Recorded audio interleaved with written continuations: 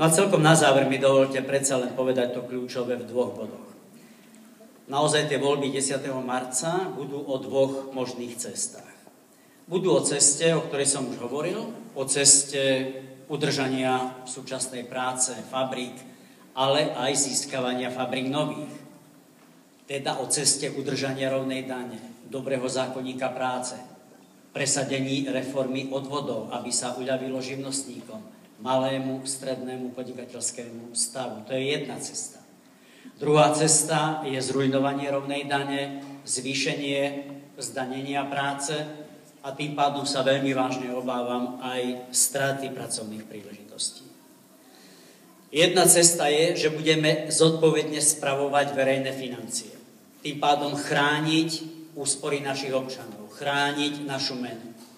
Druhá cesta je, že si budeme znovu požičiavať, budeme sa znovu len zaliečať občanom, ale tým pádom samozrejme ťahať slovensko-gréckou cestou.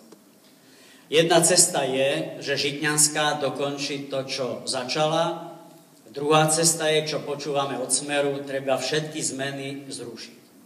Možno nie každý privíta ten obraz, ale ja ho vidím veľmi jasne. Buď sa bude presadzovať cesta Lucie Žitňanskej, alebo Štefana Harabína. Ale ak chceme, aby súdy konali, aby konali rýchlejšie, aby konali spravodlivo, ja sa domnievam, že tá voľba je pomerne jasná. O tomto budú parlamentné voľby 10. marca. Verím, že vás nemusím siahodlho ubezpečovať, ako radi by sme skúsenosti, ktoré sme nadobudli. Lebo pri všetkej sebakritike si myslím, že dnes na Slovensku z aktívnych politikov nikto nemá také skúsenosti, ako má práve SDK UDS. Že by sme teda veľmi radi tieto skúsenosti odovzdali našej vlasti. O to viac v takýchto komplikovaných, ťažkých časoch. Veľa sme sa naučili. Áno, aj sme chybili, ale sme si toho vedomí. A ja som si istý, že máme morálku, aby sme si nastavili zrkadlo a videli chyby, ktorých sme sa dopustili.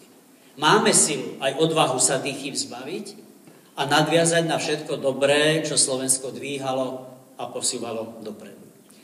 No a celkom na záver by som vás chcel poprosiť veľmi otvorene o podporu pre našu politickú stranu.